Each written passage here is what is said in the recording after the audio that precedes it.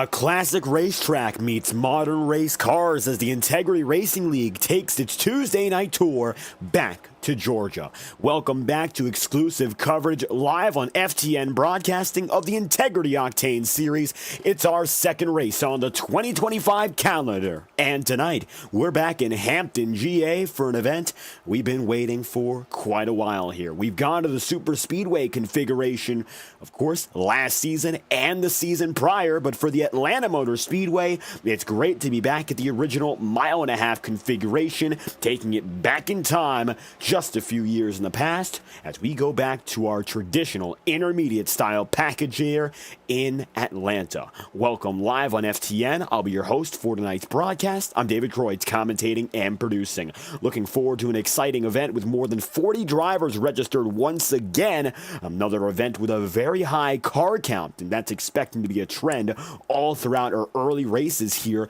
on the season. Qualifying race is afoot. Drivers are setting fast times lap after lap, driver after driver. It looks like currently it's the number 77 at the top of the board. Michael Krobach in a 72 just outdoes it by a full tenth of a second. Krobach putting in his fastest time so far. That will sit as a 30.222. P1 on the order so far. It'll be Michael and then Scott Eckridge, the number 70, finding himself now second. Scott racing last night, as did Michael Krobach. A lot of the drivers who are running double time have come back today, and you'll notice that the majority of the top 10 includes drivers who we saw last night in Fontana, California. 2 minutes left on the board for drivers to put their times in. Every driver, of course, having 2 laps, and those should take about a minute to complete at qualifying pace. Sam Nieto just got himself up inside the top 5. The Penske Racing number 2 now going to find himself in the middle of the top 10, about a tenth of a second off. Nobody close enough to get up to that time set by Michael Krobach, though. Michael, a tenth of a second ahead of the rest of the field here, undoubtedly on top, and it looks like so far nobody able to contend it. Eckridge is P2, and the only driver within a quarter of a second, of course, will now be Jared Davis. Davis has gotten himself only 33 thousandths off, and you would see the number 19 front row bound. A few other drivers looking to make some waves and perhaps make some surprises. Don Stevenson, one of which in the 47, but it'll also be Michael Stroll now in the number 8, taking his Chevrolet Camaro back to the circuit. Last night, Michael Stroll involved in the podium battle till the very end. He finished 4th at the Auto Club Speedway. This is his second ever Octane Series start, and Stroll across the line is going to be good immediately to go up to the front row, 2 1,000ths of a second off of the pole position. Michael Stroll making an impression, and he'll be kicking things off tonight just about as high up front as he was the night previous. John DeBarro in the 61, 31st on the day at this moment. You've got Blake Cannon also making his way through. That's the number 44. Cannon winning last night, but of course we know him perhaps better for his Octane Series presence. He came onto the scene with a victory at the Chicagoland Speedway last year, and Cannon rightfully confident about these mile-and-a-halves. That time through, Blake is going to find himself up to 9th. That was his first lap. He still has one more to improve, and he's now taken full advantage of it.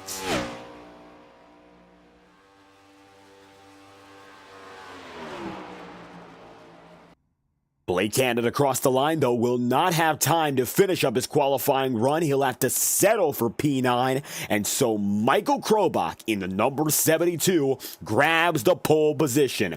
30.222. Pole on the day, bringing itself back. The number 72 up front once again. Pole sitter for the first time, though, this season. Krobach grabbing P1, does so in a very close battle for that top qualifying spot. So let's get to know your starting grid from top to bottom. It's quite the long one, but it's got a lot of those familiar names from last night and last season. But of course, a rookie gets himself up to the pole overall. That'll be Michael Krobach. The 72 takes it inside of row number 1, grabbing the pole position, and right beside him, it'll be Michael Stroll in second.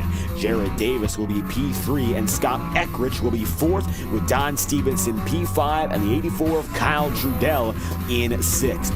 4 of your Super 6 are rookies, and it looks like one of which has not made an Octane Series start, or rather an Ignite Series start.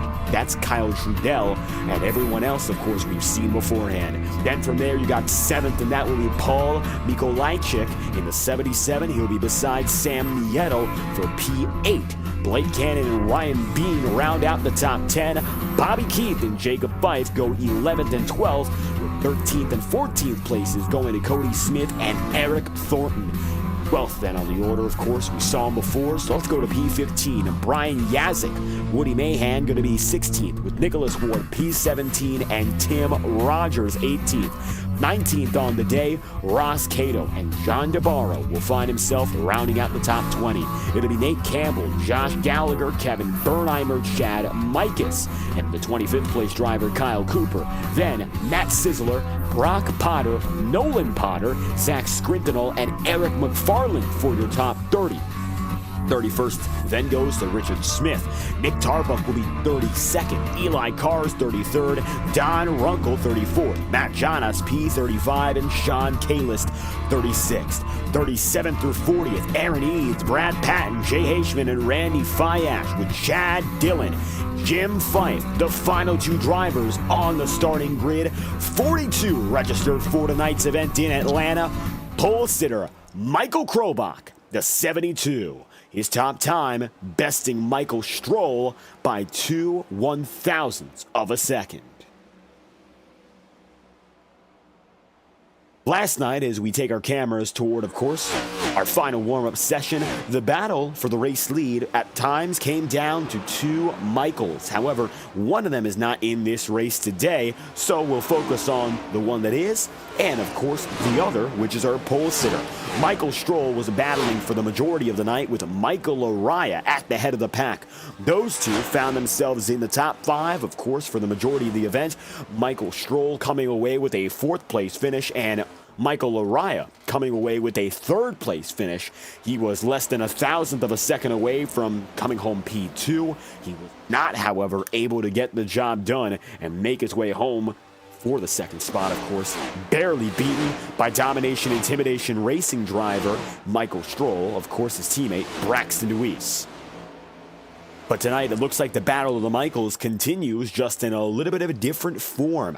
Tonight, Krobach finds himself inside of row number 1, and a litany of other rookies are going to find themselves in the top half of the qualifying order. Scott Eckrich is one of which. Scott starting inside of the top 2 rows. It's his highest ever qualifying effort to this point, and for his 2nd race of his career, not a bad effort in the slightest. Gotta wonder, of course, what can the number 70 do from here? Maybe going to be looking at an impressive run for another rookie, but we got a lot of time to figure out who's got the speed and who doesn't. Daytona giving us a good idea of who can get to victory lane. We saw Drucker doing so on Monday night and Tom Wetmore doing so on the Tuesday night last week, but Wetmore is not with us, so we're going to have a new winner this season no matter what at the end of 130 laps.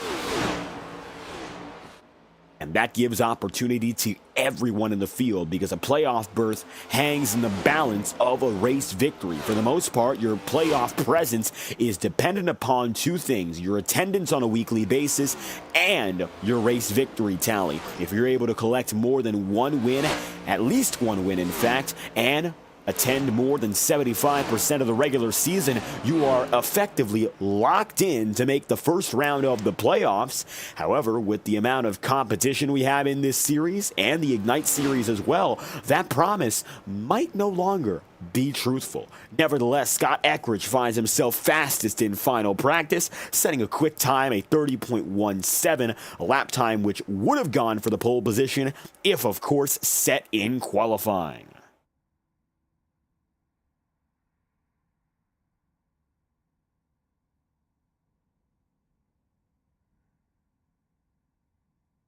Drivers heading to their cars, one final call, and it looks like tonight it's going to be the number 72 and the number 8 on your front row. Familiar faces from last night. Michael Krobach having some early struggles, but able to turn it around and make a top 15 run out of what could have been hardly a top 30. He was involved in some direct contact for our second yellow of the day, but we had more than 75 laps under green consecutively to end the night, and as a result, Krobach able to recover very well, putting things together for a top 15 finish. Michael Stroll, of course, we mentioned his circumstance. He was able to get away with a top 5 finish, something that, of course, means an awful lot when last night, of course, we had 53 drivers. Our second biggest event ever in this league. Tonight going to be a little bit smaller, but still coming in just under 43, which is the typical full field we used to see back when the Atlanta Motor Speedway looked just like this. A look overhead will show you this is the 2008 scan of the Atlanta Motor Speedway, not in superspeedway configuration, but instead back to a traditional mile-and-a-half venue. The Atlanta Motor Speedway was used in this configuration from 1996 to 2021, the former host of the NASCAR Cup Series championship race at that time, and a well-known circuit which became a fan favorite for how worn out the pavement was. Now, as it stands, the Atlanta Motor Speedway looks a little bit different. It's now a mile-and-a-half mini super speedway and the official home to the NASCAR Cup Series closest 3-wide finish. Gap between positions 1 and 2 was only 1/1000th of a second between Kyle Larson and Chris Buescher. Gap between first, second, and third was 7 thousandths in that event. Kyle Busch found himself on the losing end of that in P3. But tonight, of course, the focus is on what's new and what's to come. Michael Krobach and the Team Conti 72 take its first ever pole position as a team. Michael Stroll might be new to the next gen in this league, but he's no stranger to sim racing and no stranger to Atlanta. Domination Intimidation Racing team leader against the rookie in the 72. Veterans and expertise versus inexperience and raw pace. Let's figure out which side wins over 130 laps time. Krobach gets a good jump down low, leading the field into our opening sequence. Welcome back to Green Flag Racing in Hampton, Georgia. It's Octane Series time from the Atlanta Motor Speedway.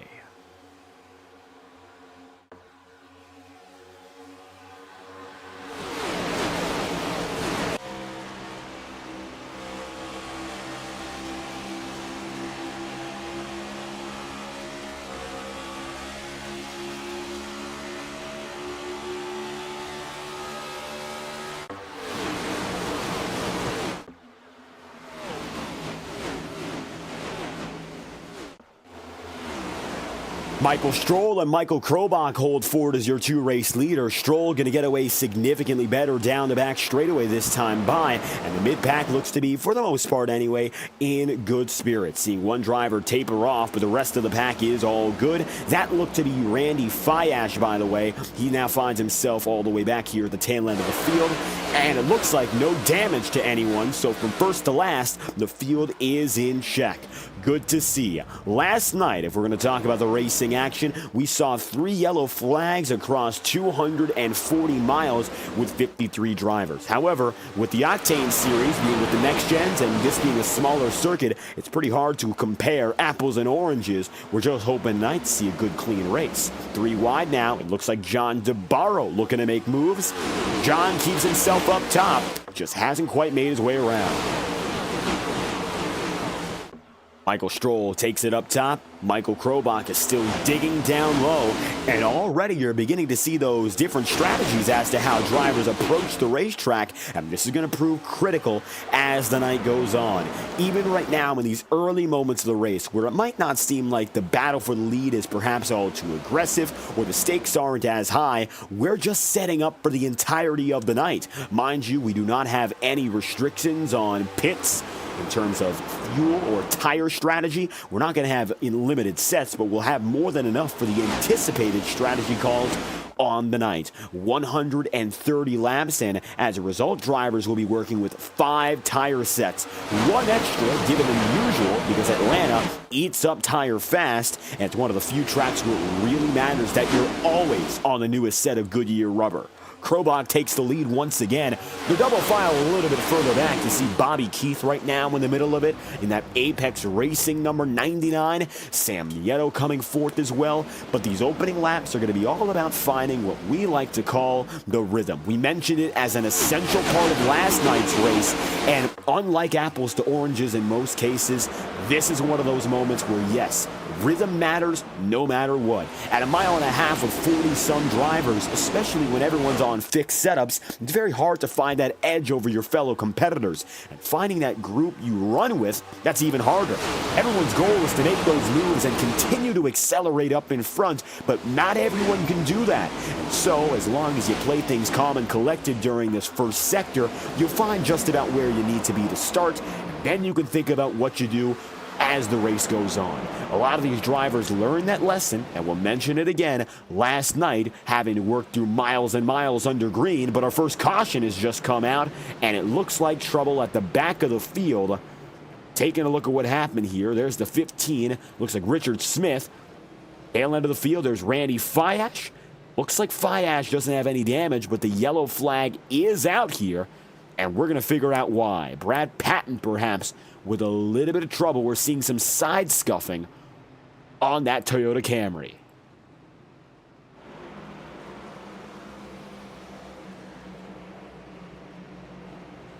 Taking it back a minute, give or take, should give us the answers here. Brad Patton was 3 wide, and he was coming up high, and yes, Patton was turned. Went for a spin, and it looks like he saves it, but there's contact outside of that. Richard Smith, you saw the 23 getting away. It looked like the number 60 as well, but Brad Patton goes for a spin, coming high off a 3 wide maneuver, and he's the driver who, unfortunately, he'll be the one who pays the price. Brad will get further back up in front, get himself resettled in, and only a little bit of scuffing on that left front means he should be able to continue on without much of a problem. A lot of drivers are going to head down a pit road. Michael Krobach is not one of them, and now we're going to figure out exactly what the split is. Take a look at the last pit lap statistic on the left side of your screen. As it always goes, 0 means a driver has not come down a pit road. Any other number means yes, they've gone in at least once. And since this is the first pit cycle of the day, it looks like about 27 drivers stay out and about 15 decide to go down a pit road.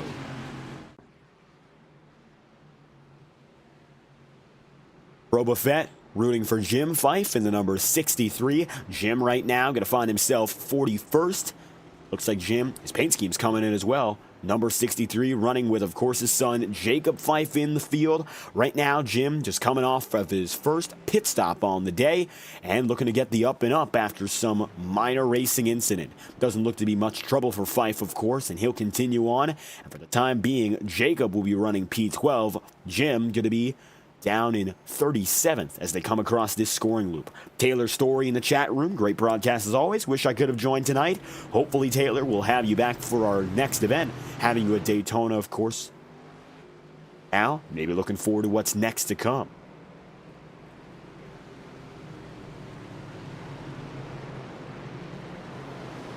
For those who were watching last night and want to know about the Octane Series qualifying rules, they are a little bit simpler. One session for the entire field. Every driver is expected to make it. We still have some slots open for registration. Check out the Integrity Racing League Discord for more information there. If you'd like to join the fun, there are still slots available for full-time campaigns, which would still be playoff eligible if you were to join today and continue for the rest of the regular season. We will have, from this point onwards, still 18 races remaining in our regular season, and of course we're going to be moving on to the Circuit of the Americas next week. So you're a road course racer, you haven't made your way in just yet, your time is not up. In fact, it might just be getting started with the next coming races. So stick with us here live on FTN. We'd love to have you join us. There's always an opportunity with the Octane Series on these Tuesday nights. But Krobach is one of the guys who joined over the course of this winter. and he's already making an immediate impact. He'll be joined by rookie Jared Davis on the front row. Michael Stroll going to take a step back, going to be P4, while Blake Cannon looks to sweep the week. He'll find himself starting in P3.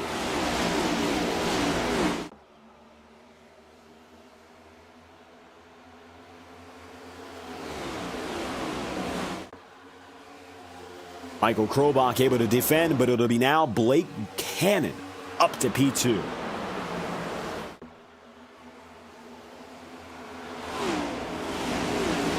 Cannon gets up to second. Kyle Trudell also going to make some gains here. Trudell finding himself up to P3. Gaps are going to be growing. The top three is broken away. Then you'd have to look back to Jared Davis in number 19 as he goes 3 wide middle with Michael Stroll and Paul Nikolajczyk there in the number 77. It's going to be a Toyota and, of course, a Chevy and another Chevy. So no bow ties, of course, going to be seen out of battle. Instead, you'll have 2 in them. And Jacob Fife might be coming up next as well. Fife trying to break in big now to the top 10. He was 12th by the time we got things moving, and it looks like he's gotten himself up to 8th. So a gain of 4 spots so far. He's looking to get up inside the top 5 coming up next.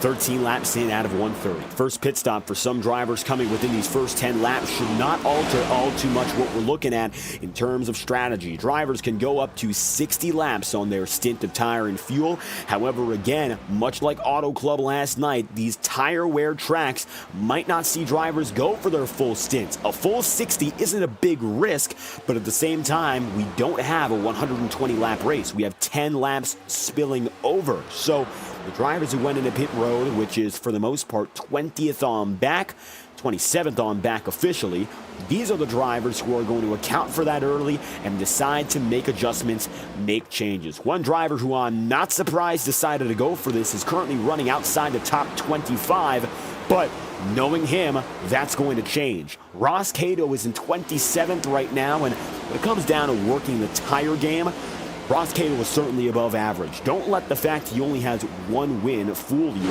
He's a consistent top 10 threat and made his living last season on continuously making it into the single digits, even if his racing was under the radar. Knowing how to capitalize big late, even if you suffer early, is a big strength that very few drivers have mastered the way Ross Cato has. He might not have the raw pace of an Ethan Lane or a Michael Araya, but he does have something that a lot of these drivers, well, you can't really teach it, and sometimes you can't learn it. It's that finesse with strategy, and it's either you have it or you don't in many of these cases. And Ross Cato definitely has it. So as a result, he finds himself now 25th, slowly making his way up, but also with that advantage of securing himself a chance to go for only 1 more pit stop from here, as opposed to having to wait and playing the crazy game of trying to stretch 65 laps twice. That's a big risk. I don't think drivers would be very comfortable with doing that. However, many are going to have to if they want to stay on that competitive run just to keep up with all their adversaries who are going from the back all the way up here. And the difference between new and old rubber is right about 8 or 9 laps here, so that is a significant margin, and it's enough to have some long-term dividends, even if right now Cannon, Krobach, and Trudell are your clearing away leaders. Doesn't mean for the slightest it's going to stay that way. Matter of fact, it's quite the opposite. Michael Stroll right now finding himself in the 5th position. He's backed off just a bit. Maybe this is intentional, maybe not. I mean, notably here, he's running different lines through the corners, and we'll stay with him on board to show you what he does through turns 1 and 2. I think it's going to be pretty different from what's ahead of him.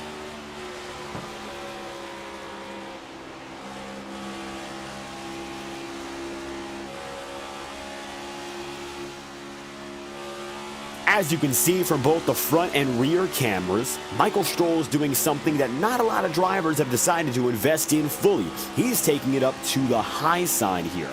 Looks like he's going to try to use that to not only save tire, work himself down to the bottom less, but also build up some momentum down the back straightaway to cut, of course, his losses right off. Might not be the fastest groove right now, but if the outside gets worn in, I don't think we're going to be seeing single groove racing the entire night. There's a really big opportunity here to see at least double file action consistently. But at the same time, that all comes down to whether or not other drivers join in and help out. You can't wear in a groove yourself. You can try. It's not often successful. It's very difficult, in fact, but Michael Stroll is going to decide to try and do the impossible here, not worry all too much about the immediate successes of it, but setting himself up for the long-term game. There's still more than 100 laps ahead of us here, and someone like Stroll is going to think about that before making any major decisions. His teammates are a little bit further back to start the night. Chad Mikus, the number 17 spot he's got right now, he's actually officially moving up to 15th on the timing cycle this time by. So Mikus is a good 10 spots back right now. Not a big domination, intimidation racing presence on these Tuesday nights. They're more commonly seen on the Mondays with guys like, of course, Nick Tarbuck, who is in this race as well, and Braxton Nuis and Rob Ackley. But right now, trying to make do with what they have. Currently, Chad is going to be making his way on the up and up. That's a pass on Sam Nieto, and that is good for position number 14. Nick Tarbuck is also getting closer here. Number 4 is going to find himself 18th, and he'll have to battle with Nicholas Ward. Nicholas Ward and the number 97 last night had a very strong run. A good rebound and a necessary one from Daytona, which didn't turn out to be all too great for him on either series, but particularly the Monday night in the Ignite series, definitely needing a good rebound race to show he's still got it in him.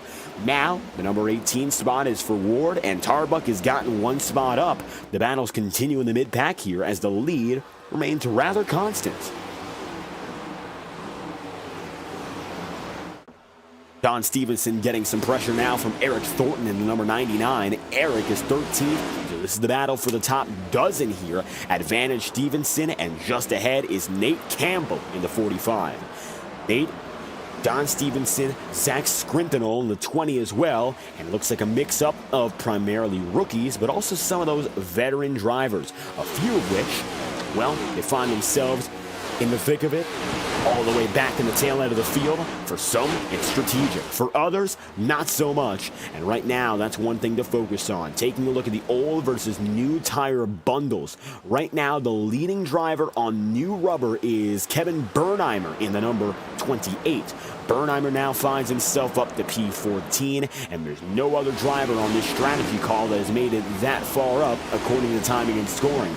Ross Cato's plateaued around the 25th place marker. Ryan Bean, John DeBarro, Nolan Potter are all around 20th. But Bernheimer has been able to make his way up inside of the top 15 conversation, and now has the potential to even go beyond that here. Bernheimer is going to be 2.5 seconds off your race leader and still suddenly gaining.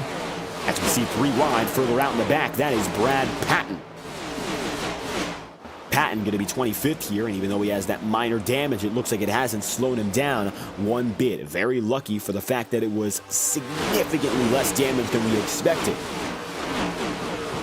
Getting turned around and nearly a perfect 360. A little bit of body work to keep in mind, but I don't think it's going to be anything to impact him as the night progresses. Patton slowing down big as he drops down to the apron, though, and getting loose once more. That happened to him, of course, as he went out of turn 2 for that first caution of the day, and it looks like it's happened once again. So Brad going to be on edge here, and I'm sure that a lot of other drivers are feeling the same way, but Patton is going to show those struggles firsthand. Michael Krobach coming back for the race lead now. The number 72 ducks down to the inside. Can't quite get it. Goes back up once again. He'll concede, but it looks like he's not done fighting. In fact, I think he's only just begun here.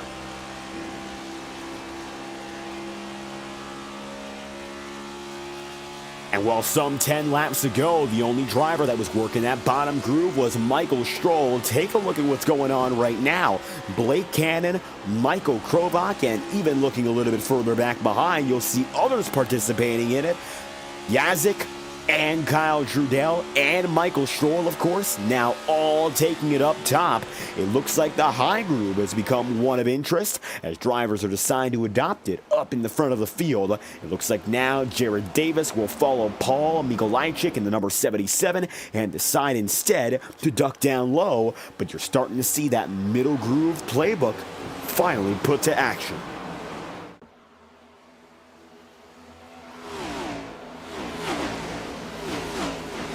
The 63 Jacob Fife going to be ducking down a little bit lower here. Fife now in 9th and facing some pressure to stay inside the single digits. The 49 of Woody Mahan getting up into P8 here in the Alliance Ford Mustang. Fife got up a little bit further than 8th position beforehand, wasn't able to sustain it for more than a lap, and now finds himself at the very tail end of the top 10. Here comes Campbell on the high side. The 45 now looking to take it with a little bit more pace, and advantage Campbell coming down the back straightaway here. Now we're seeing that draft on the high side really help out these drivers, and when one driver goes, sometimes you get a chain reaction, and it looks like from laps 20 to 30, that's exactly what we've seen. Drivers adopting it up high, making it work, pushing to the limit on the top side as opposed to burning it down low, and that's going to be a big strategy, especially for the drivers who are considered those on old tires, which is the majority of the top 20 here, and it looks like that is still the case, although now slowly but surely we're beginning to see drivers make their way up. Jared Davis is now in 7th on younger rubber.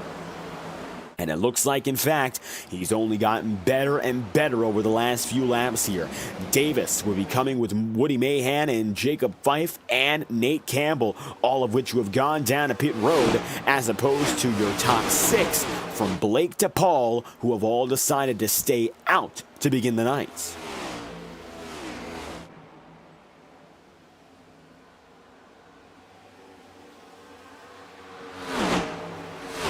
Blake Cannon with the advantage now by about 1/10.5. Nothing too crazy, but it looks like Krobach has conceded and not given himself another shot to go out there and fight for the top position. He's gotten close, however, it looks like close is certainly not enough, and when you go side by side with a driver for multiple laps and you're not able to get that pass, more often than not, it's doing you more harm than it does good. So the best decision that number 72 could make is the one he made. He's going to back it down, give it a little bit more space to the men in front of him, including Cannon and company, and as a result, we're going to see the battles further back be a little bit more aggressive here.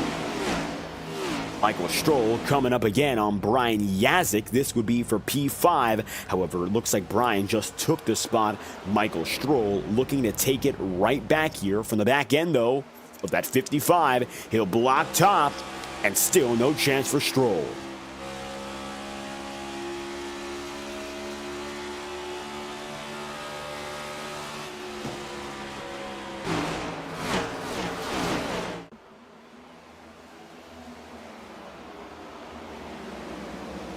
Nate Campbell still there with Woody in the 49. Jacob Fife has fallen just out of the top 10 once again. He is currently in 11th place here, and it looks like that's the way it's going to roll. So far, so good for the 36, but he's going to be bounced out in the top 10. We'll see whether or not he can get it back in there, but for now, it looks like not quite. Just a little bit quicker with Zach Skrintinol, and Zach has now gotten himself up into the top 10, as has, of course, the 45 of Campbell and the 49 of Woody Mahan here. Woody going to get himself closer and closer to the front of the field. In the last few laps, he's only gained more and more as new tires begin to take hold. Blake Cannon will find himself now on a 30-plus lap stint. All the while, drivers like Bernheimer, who are on even younger runs, have decided to make it through even quicker. Bernheimer on a 25-lap run officially, one of the shortest runs on the field so far, and Bernheimer is now up into P12. Once again, pit stints will show you who's been gaining and who's not been. Usually the old rubber falls out of fashion before the first stint ends. Drivers who have that first pit lap as 0 have not gone down the pit road at all. Jared Davis, by virtue of some tire saving, has some younger rubber, it appears, than some of those ahead of him. But officially speaking, the advantage would go to Bernheimer and Ryan Bean in the 26. Ryan getting by Bernheimer now has the chance to be the first driver to really spoil the party He's got to make it up to Jacob Fife, and he has to make it up to the guys ahead of Jacob here. The job's not done now that he's on the back end. He would love to make the next decision and the next advances, but it's going to take more effort than what he's put so far.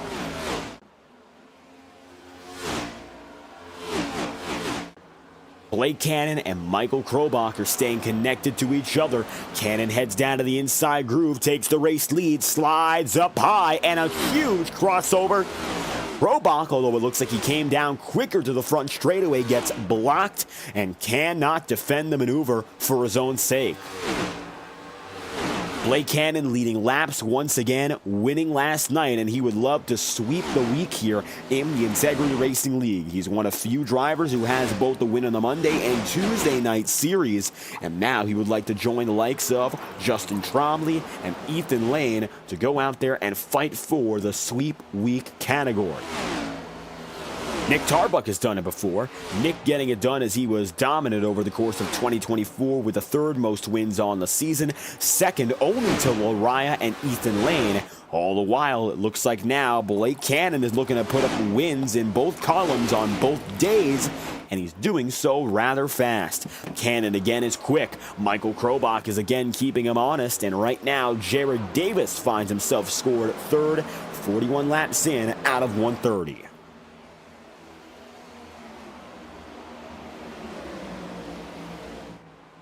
Kyle Trudell in the number 84 falls back just a little bit further than he'd like. That iRacing Toyota Camry now just behind Michael Stroll once more.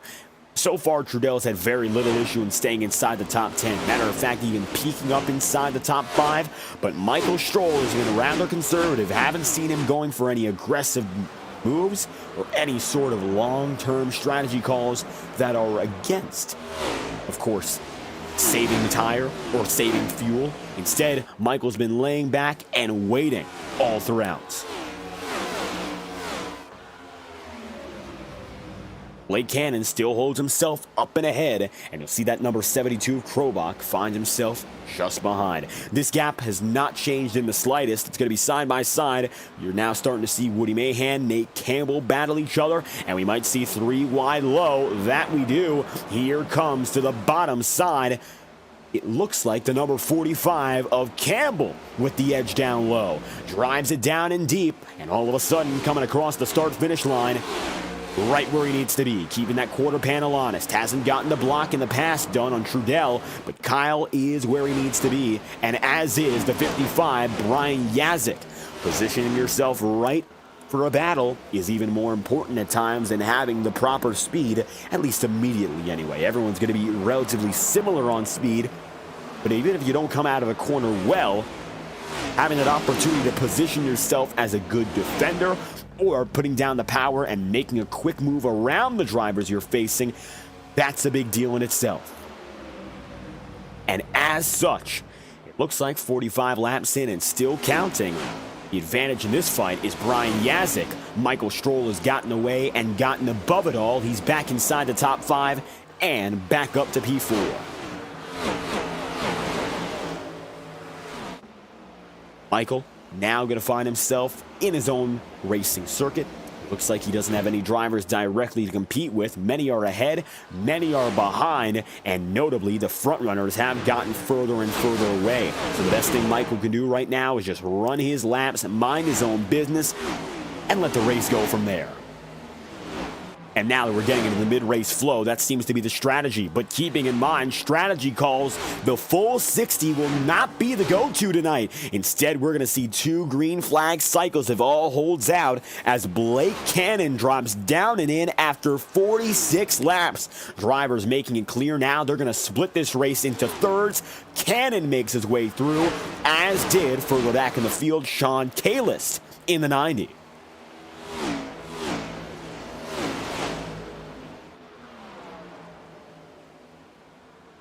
Michael Krobach and the 44 of Blake Cannon making their way through now, first and second. Frobafed asking what the pit window is, and it looks like tonight, although the maximum the fuel cell can stretch to is about 60, drivers taking account for tire and fuel, and it looks like tonight 45 to 55 might just be the way to go. Cannon going in remarkably early here, and it looks like the two-stopper is necessary, especially for drivers who didn't go down a pit road before. That's what we expected to see, multiple stints, and they're already being broken up here. So waiting on the next signal for the front runners in the field, and we're going to watch our pit row and pit stint counter here.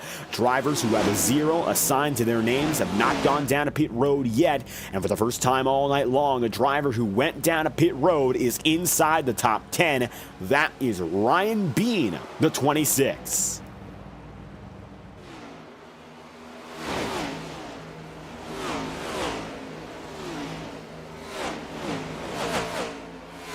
Bean is taking control of this new tire brigade, as we call it, passing just a few laps prior, 28 of Kevin Bernheimer. Kevin's fallen back in the 16th, but it looks like still Ryan Bean is fighting to stay inside the top 10, and now getting ahead of Trudell and Paul Mikolajczyk. It's going to be the Ryan Bean machine in the single digits.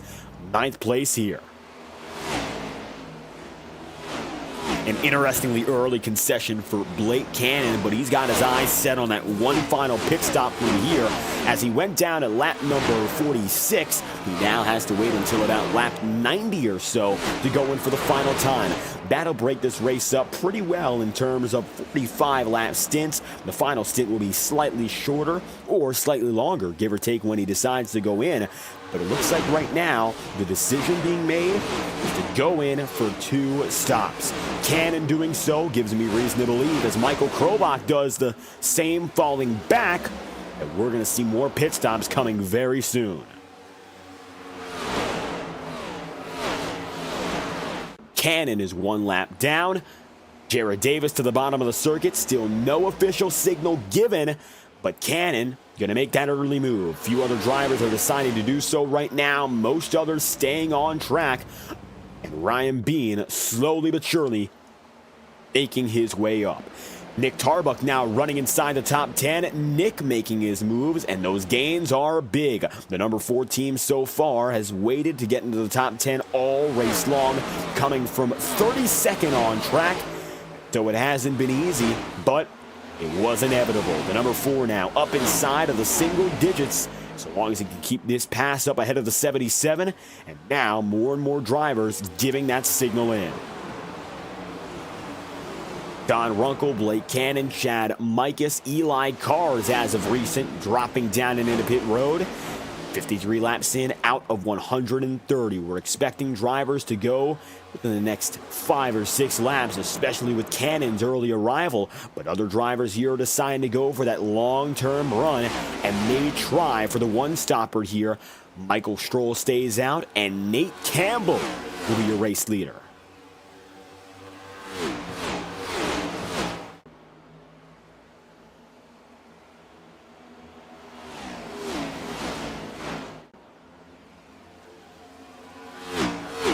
Campbell taking hold for the first time in his Octane Series career. Nate tonight, of course, in the 45 has gone from 21st up to 1st, so making some significant gains, and wonderful to see another new driver taking hold up at the front of the pack. Looks like another going down to the pit road, just one of those in the back of the pack here, so the leaders have still decided not to opt in.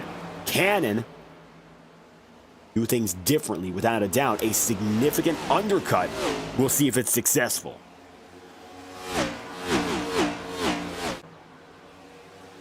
Blake still finds himself 1 lap down as it stands. We take the camera back to Blake here.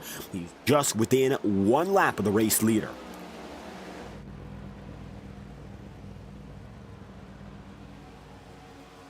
Cannon is on a 6-lap stint as it stands, so it looks like he's got younger rubber than most everyone in front of him, but by the time everyone else goes down to pit road, they too will have that younger tire. So that's the trade-off of going in so early. Cannon right now has all the time to put up those good laps, but at the same time, when the field catches up, that's when it's going to get dicey, because it looks like he's decided to go in so far ahead that he's practically out of cycle with the full 60 plus that we expected. Lap 65 being the official halfway marker, we're rather close and now within 10 laps of that goalpost here. Michael Stroll is second, but the leading man remains as it was. Nate Campbell, the number 45. Campbell's got it ahead of Stroll, and it looks like Krobach falls back to 5th. Jacob Fife now scored up to P3. Jacob still making moves up and up here, and the call on the field for the 36 looks like stays out on track. Got a little bit slower through turns 3 and 4, but that's a byproduct of these longer strategic runs. Fastest lap that Jacob Fife has run is a 30.527. That time by Fife ran a 31.929, so nearly a full second and a half slower than what he was running beforehand in this event. And qualifying times, the pole position was a 30.222. So again, we're really seeing that slow but sure degradation of speed and pace in the car. And that's something that's going to impact the entire field all night long.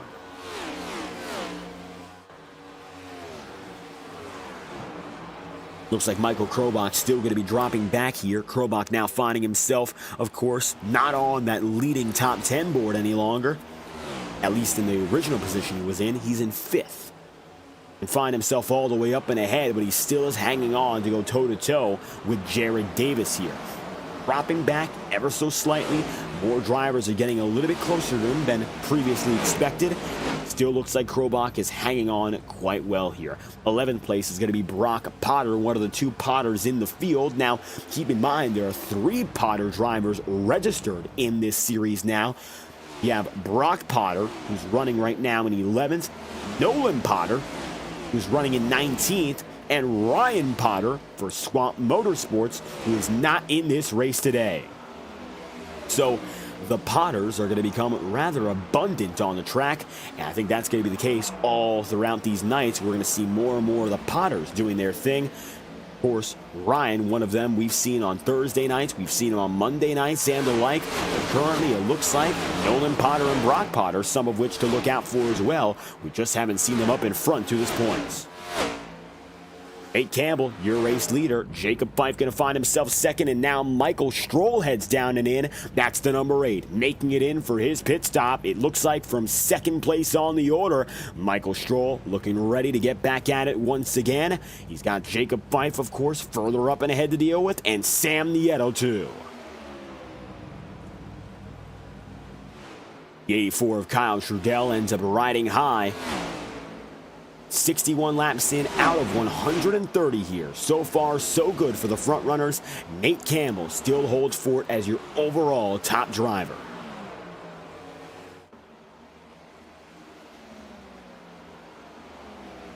Campbell in the 45 leading the way, and it looks like he's going to decide to keep himself out until at least the halfway point.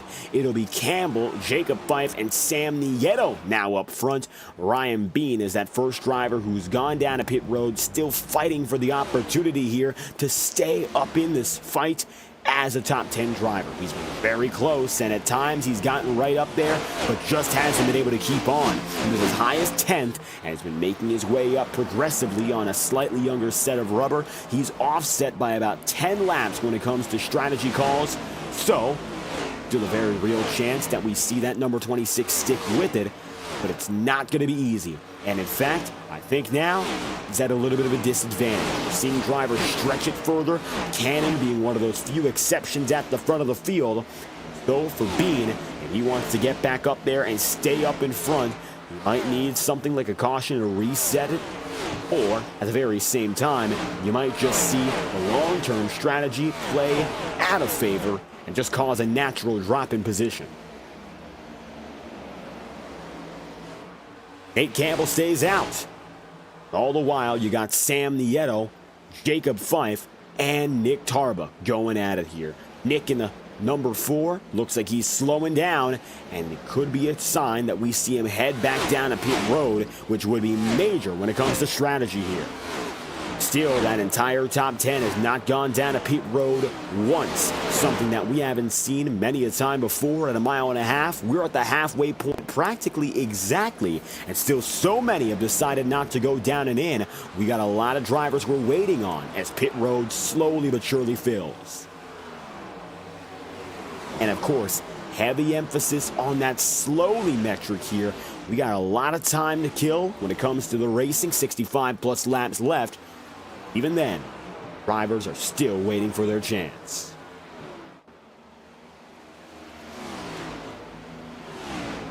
So now, the number 45 makes it in. That's Nate Campbell, and it looks like your race leader drives it home. He'll take it to pit road for his one and only green flag pit stop, and the 65 team not with us, but the 45 runs strong. It's going to be Sam Nieto who decides to stay out, but Jacob Fife will come in as well. The Pro Powder and Paint machine, as we always see it, has made it through, and now at the halfway marker, it's about time we get things going for our final stint. One yellow flag in the first half tonight. Now, time for 4 tires and fuel, and then again to go out. Sam Nieto, race leader, as we're coming toward, of course, the second half.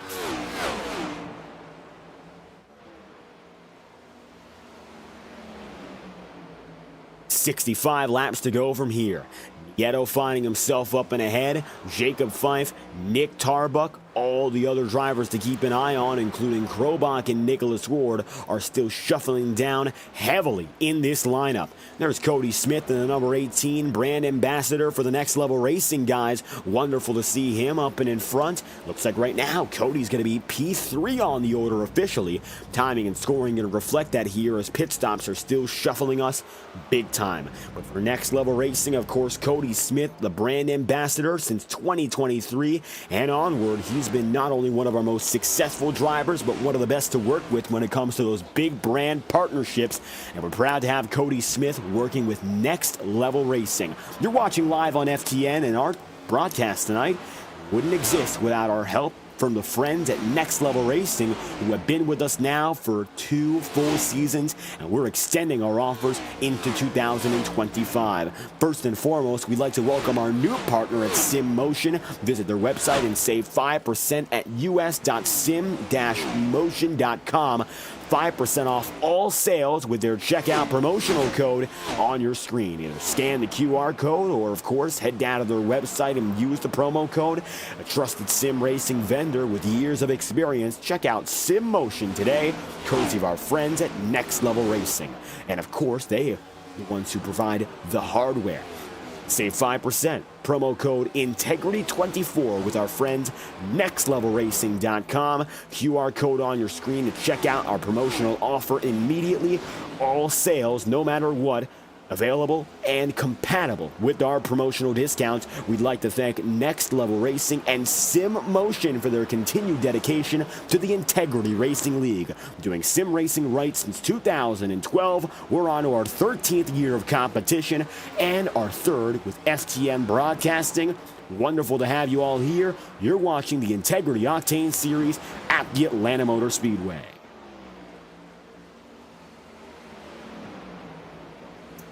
Notice now, very few holdouts, and right now your race leader is Cody Smith, but that is due to change. Net race leader, it is indeed Blake Cannon, so yes, it's going to work out for Cannon to have the advantage. He's now a top driver in terms of position, but I'm not quite sure if it's going to be the best call for the long term. We'll explain that as Cody Smith decides to go down and in. He'll leave Ross Cato advantageous, but focus right now on that number 44, Blake Cannon. Got him back in our mind once again as he's looking for what could be 2 consecutive wins in 2 consecutive days. And what an honor it would be for Blake Cannon to pull that off. He was great in the Ignite Series race last night, but it's always a completely different ball game here in the Octane Series. The level of talent and the caliber of the drivers remains the same, yes, but different car package, which is significantly different. Not close at all when you think about the Xfinity cars at a 2-mile speedway and the 1.5-mile intermediates with the next gen. So for Cannon to be so reliably consistent, up and ahead on both nights back-to-back, very impressive. He's done this before, winning in the Octane Series and the Ignite Series, but notably, he's a driver who won it in the Gen 4 era. And that, of course, is something that hasn't come up all too much.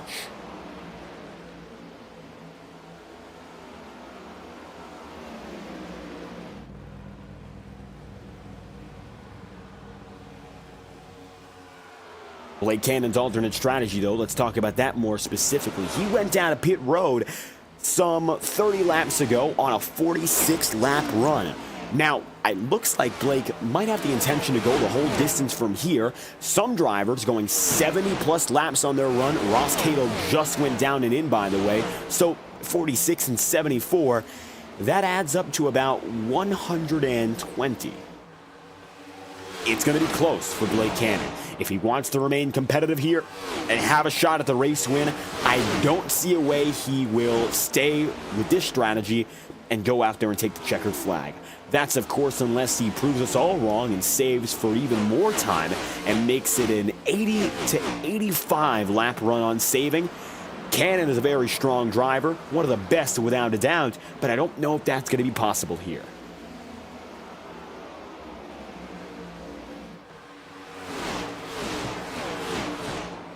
Kyle Trudell going to be scored second. Michael Stroll is going to be running third. Michael right now eyeing his second consecutive top 5, as we mentioned, and it looks like strategically he's in a good position. He went for the more conventional strategy, and it looks like right now he's got himself lined up for a top 5. Whether or not he'll be a winning contender depends on whether or not, of course, he can get up to Kyle Trudell. Trudell currently going to be running P2 about 7 seconds ahead of Michael. Similar strategic calls, but it looks like the difference being just a few seconds all across the racetrack as the caution flies for the second time tonight. Issue, and it looks like it involves Jim Fife. Here is a yellow flag, instant replay for your second caution of the day. Jim Fife, the one involved.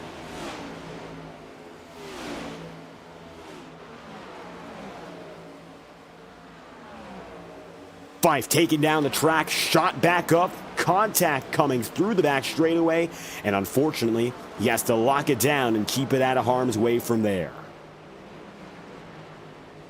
Take one more angle here with the number 63 of Fife in mind. There's Kyle Trudell and company leading, but this was about the time of incident. You'll see Matt Jonas in the 15.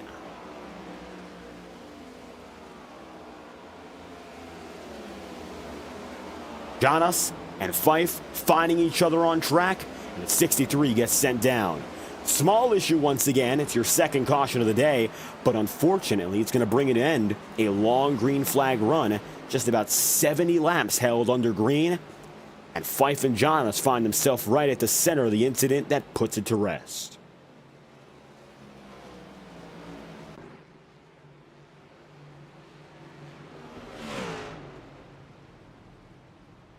Blake Cannon, he'll still be your race leader. Coming off of pit road first, the rest of the drivers are racing their way through right now. It'll be Cannon, then Kyle Trudell, Michael Stroll, and the 99 of Eric Thornton for your top 5. Eckrich, Davis, Krobach, Fife, Nieto, and Bobby Keith coming through. And it looks like the number 49 of Woody Mahan, officially the final driver in the top 10 here. Cannon's got it on top. Trudell is P2. Michael Stroll right there. He's going to be scored third. You see Don Runkle in the 00, and it looks like he's going to be one of those lap drivers looking to get one back. Looks like for now, Runkle going to figure himself having a chance to get back up there. He'll take it. No retirees so far on the day. Don is officially 2 laps down. 1 down includes Tim Rogers, Eli Cars, Jim Fife, Josh Gallagher, Brock Potter, as you see him here, getting himself back, Richard Smith, and Aaron Eads. Matt Jonas, the last of which, but he was just involved in that most recent yellow flag. That's the cause of concern.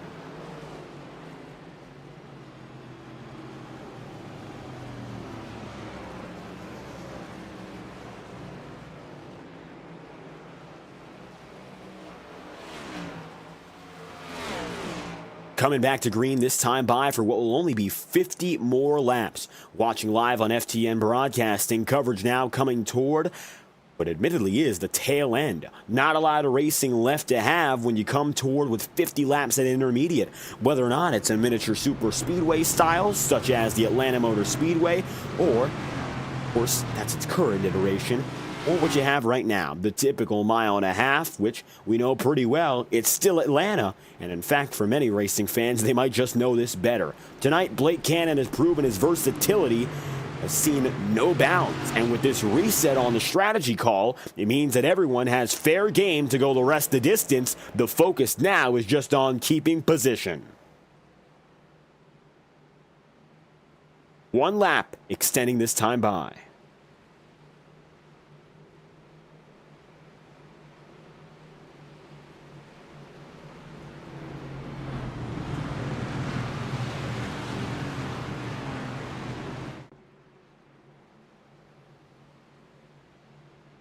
Double file once again, which is going to give us a total of officially 50 laps to go from here.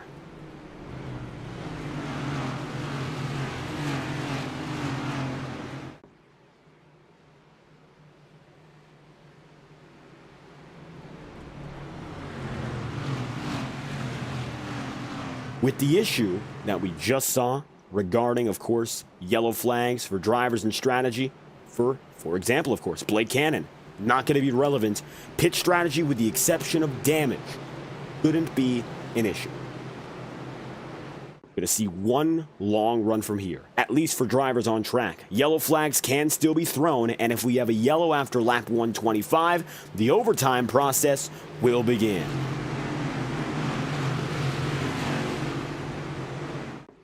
Pace car ducks low. Been a long time since we've seen it. Hopefully that's the final. Cannon, Trudell, positions 1 and 2, grab their gears, and it's back in full control for Blake Cannon, eyeing 2 consecutive victories. The 44 dives into turn 1.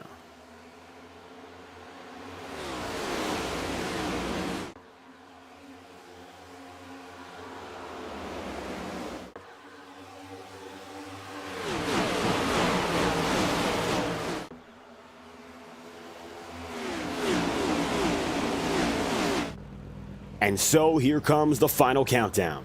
Blake Cannon finding himself, of course, leading the way. Michael Stroll in second here, and it's a very familiar battle to last night, and the first time we're getting to see these drivers face off on consecutive days. Another thing that's going to add a layer of suspense to the racing action we see throughout both seasons is the high quantity of drivers who are doing the double. A lot of rookies in particular have decided to take the challenge on of being both in Mondays and Tuesday nights as full-time competitors. In the top 10 alone, Blake Cannon, Jared Davis, Michael Krobach, Sam Nieto is a rookie on Mondays, but he's a day one driver in the Octane Series. Some drivers are flipping their roles, taking chances in either one series they haven't been or the other. Michael Araya made the full flip over to Mondays for a new challenge, and a lot of these new guys are getting the opportunity to do it twice over. Tim Rogers, unfortunately, he's 2 laps down. He's one of those guys who hasn't had all too much success. It looks like Jim Fife might be the only driver off the track for the day, 6 laps down as it stands after that most recent incident. Cannon now up and ahead by 0.4 of a second. You'll notice that Michael Stroll is doing what he's done quite a few times here.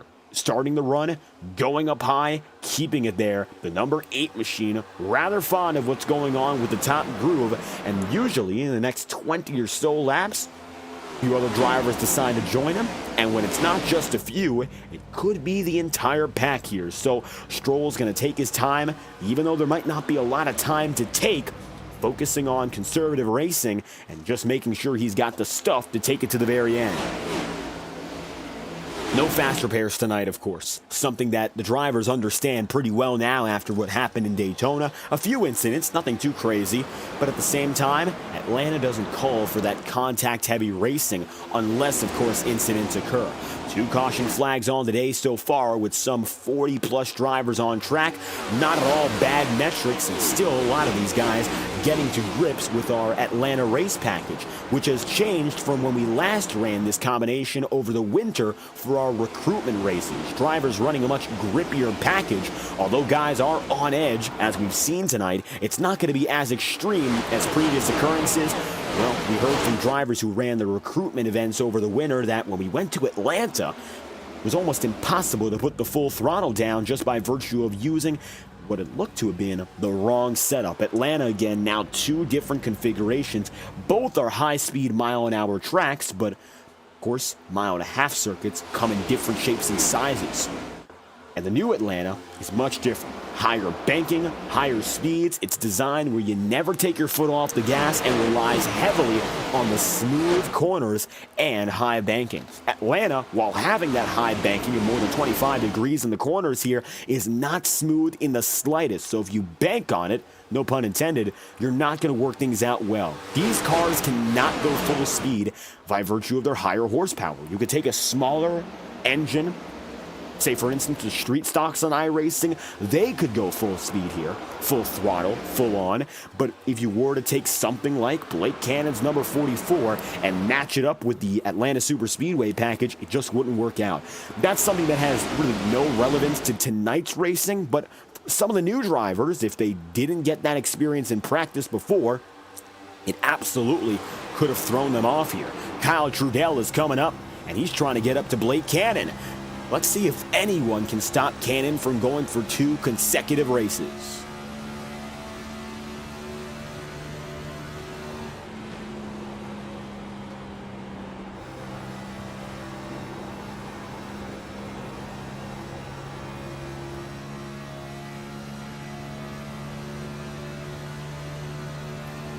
Last week was a 50-50 split between the rookies and the veterans in terms of race victory. Jack Drucker pulled off an unexpected victory at Daytona in the Ignite Series, and last week for the Octane Series, it was Tom Wetmore who got the job done. Last night, it was Blake Cannon, who, by all accounts, is technically a rookie in both series. Although I wouldn't say he's a rookie here.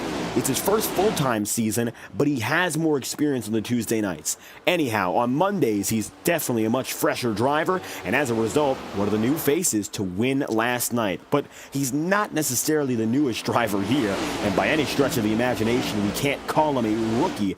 But Kyle Trudell, first time out here in Atlanta with this field, and he could keep that balance fully maintained. It could be the number 84, Kyle Trudell, going for another race win for those new guys. Michael Stroll lies back. Michael is also a rookie in the Tuesday night tour. Although he's got multiple wins on Mondays, that doesn't matter here, and he's looking for his very first to keep the momentum for Domination Intimidation Racing. So far, he's been the best driver on the team on the day. Chad Mike is having some early next-gen struggles. It looks like he hasn't been all too quick in tonight's festivities. Nick Tarbuck got up to the top 10 briefly, but he's still fighting to make his way up there again. He's currently running in 17th place, just outside the top 15. He's got Brad Patton and Sean Kalis to deal with, both of which right now running solidly, of course, but I don't know if this is where the number 4 would like to be. Remember that Nick won both Atlanta and Daytona last year, and he won them in back-to-back starts. So Nick came off as the strongest driver with 2 consecutive wins, which, of course, his first 2 in 2024, his first with the Gen 4 package, and the first 2 that he got at the line, because his first ever Octane Series win, it came by virtue of a penalty to Ethan Lane.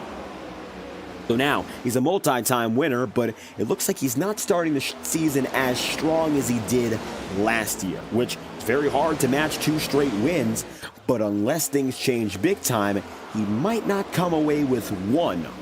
Unless, of course, things change, which they could. It looks like right now, Blake Cannon, Kyle Trudell, Michael Stroll, and the like, they're all chasing one another, and we're seeing some close battles in the top 10 here.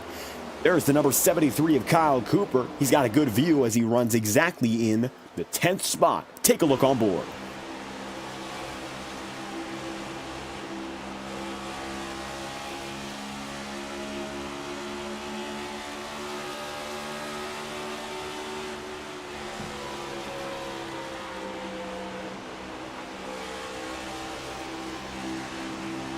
Working that number 99 over, that is Eric Thornton. Right now, it looks like Eric, well, he's having another good run. The 99 was in 9th. Looks like he still just slightly is, but Kyle Cooper is going to find himself down low. Low versus high becomes the point of contention once again. Some drivers opting to keep it down on the bottom. They've pledged their allegiance there, and they will keep themselves where they'd like to be. Others have been trying and trying again up on top. Even still, Kyle Cooper, it looks like, is going to be further on back, while the battle for the lead has gotten a little bit closer. Now, Cannon is using the high side. Trudell is diving low within a tenth of a second, just at the line, but another 10th gained as Blake Cannon moves through.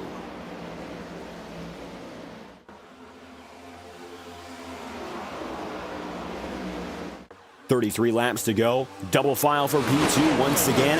Kyle Trudell and Michael Stroll working at each other. It looks like Michael turning on the jets a little bit earlier in this stint than he did prior. He found himself falling back to about 5th or 6th in the first stint. Of course, that was in the first some 20-25 laps. Then from there, he kicked it all the way back up inside the podium. It looks like tonight, Michael is almost on an undeterred run to a top 3 finish. He looked to be one of the best possible suitors for the win before the caution flew.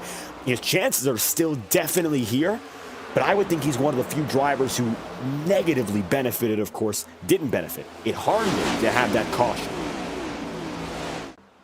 And it only came down to the virtue of having Blake Cannon back in order again. It's been really hard to stop Cannon, and it looks like not as he was last night. Drivers described that he was on another zip code last night. He's been close, he's been attainable, and he has been beatable tonight, but it comes down to small mistakes, and it's very rare for a driver in the groove like this to make those small mistakes, which change up a race. That's just something we haven't seen tonight from the 44, and that's a great thing to have, of course, a long-term trait as a driver. Cannon so far, maybe seeing a little bit more of Ethan Lane out of him, if we were to compare him to anyone than anything else. And Ethan Lane, by the way, yes, he is returning for 2025. You haven't seen him in any of the races so far, but we're expecting his return by the end of the month. So drivers will have their fun until then, and we'll see how many he racks up from here. Ethan Lane, again, came away with more than 10 victories last season. He's the all-time winningest driver in Octane Series history. He got 1 win in 2023. It was a part-time campaign. He had an amazing come-from-behind victory in Rockingham, but then he went off entirely the season after, and Blake Cannon was only able to get 1 win last season, so maybe a little bit of foreshadowing. He could do a little bit more this time around.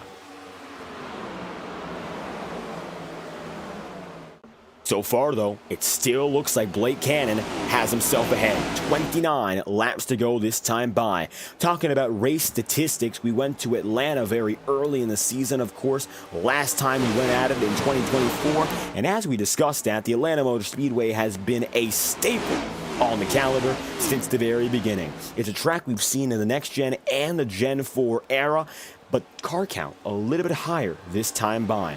We have seen usually a drop-off of some 15-plus drivers over the course of the first 5 races. We saw it in the Ignite and Octane Series last year. The difference between last race, which was 48 drivers, and this race, where 42 registered, only 6.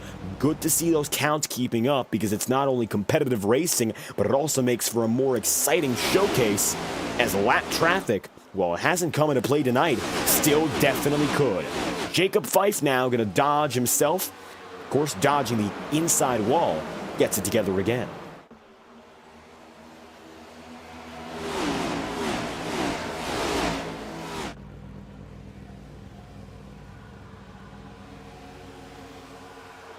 "26 laps remaining. Jared Davis is going to be P7 here. Sam Nieto running the final spot in the top 5. And then Michael Krobach is going to be just ahead. Michael back inside the podium race here. The gap between your top 3, less than a tenth of a second. Last scoring loop through. Cannon has to be feeling it now. He might have the lead, but it is not a sure thing.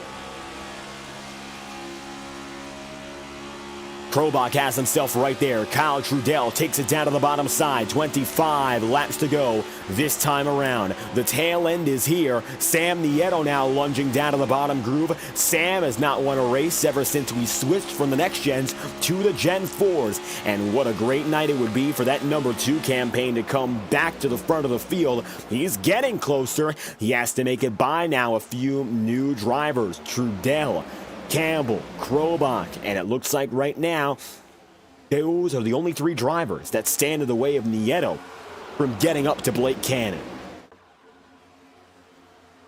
Cannon, and he might just be the goal, but right behind him, it's a massive journey. And the destination means a lot more right now since we have such a small amount of time left.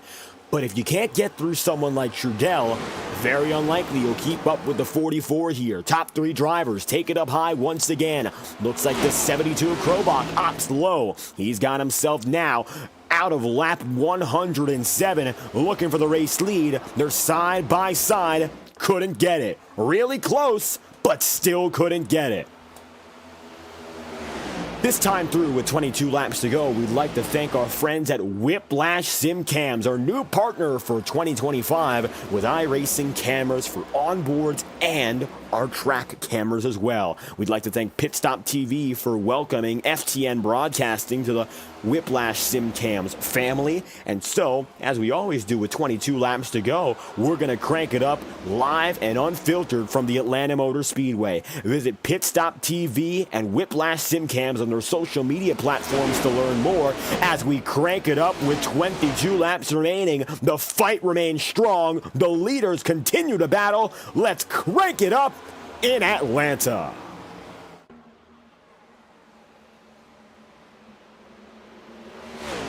Caution's out. Looks like we won't crank it up just yet. Take it back. Yellow flag. We've got an incident on the field.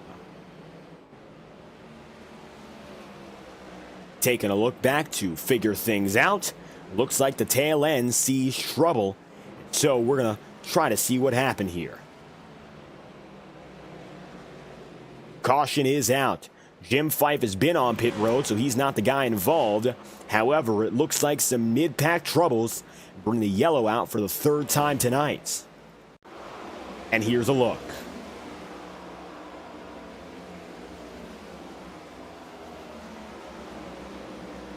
Looking all across the circuit for this one, we saw some close racing. Brad Patton and Ross Cato. Brad Patton loose again up the track with Ross Cato. Brad's 2nd incident of the day, and he's been fighting that loose off 2 feeling all night long. Unfortunately, it gets the better of him once again.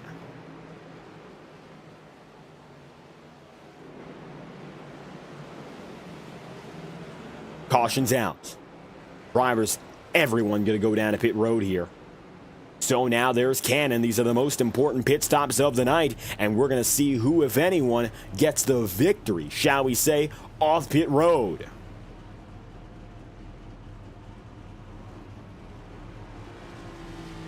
Trudell on the way, as is Blake Cannon, but it looks like Michael Krobach, Jacob Fife, and Nate Campbell will all make their way out. But notably, the 36, Jacob Fife, is now your net race leader. The 36 up to the front of the pack. And what a move on pit road. That will prove critical as the night goes on. And it looks like, well, Jacob Fife has done it. He is up in front and exactly where he'd like to be.